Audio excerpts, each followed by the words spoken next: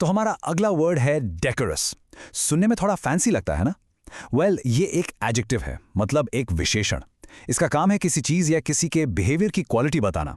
इसका सिंपल सा मतलब है पोलाइट, रिस्ट्रेंड और बिल्कुल अप्रोप्रिएट।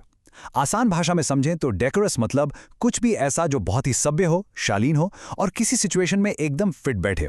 सोच के देखिए, एक ऐसा बिहेवियर जिसमें पूरा कंट्रोल हो और बहुत शिष्टाचार हो। चलो इसको कुछ एग्जाम्पल से समझते हैं ताकि ये बिल्कुल क्लियर हो जाए।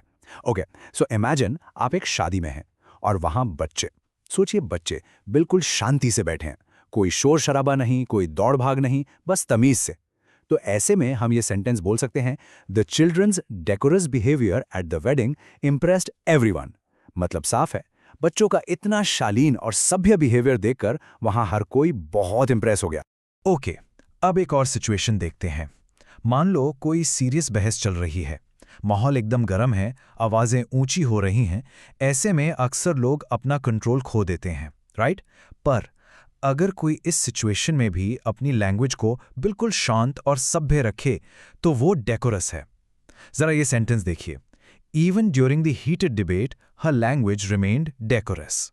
मतलब इतनी जोरदार बहस के बीच भी उसने अपनी भाषा को बिल्कुल अमर्यादित और पोलाइट रखा, एक भी गलत शब्द नहीं। यही तो है डेकोरस होना। चलिए एक और एग्जाम्पल ये सुनिए। A decorous silence fell over the library. Simple है ना? आप जैसी लाइब्रेरी में एंटर करते हो एकदम शांति हो जाती है, वहां शोर करना अजीब लगेगा।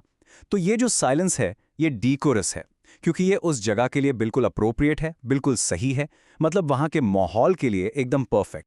अब आते हैं एक हाई स्टेक्स एग्जाम्पल पर, मतलब एक ऐसी सिचुएशन जहां इस वर्ड का मीनिंग और भी ज्यादा इंपॉर्टेंट हो जाता है। ये कोड देखिए, diplomats are trained to maintain a decorous manner as a single unseemly remark can create an international incident. आप जानते हैं डिप्लोमैट्स का काम कितना सेंसिटिव होता है। वो दो देशों के बीच रिश्ते बनाते हैं।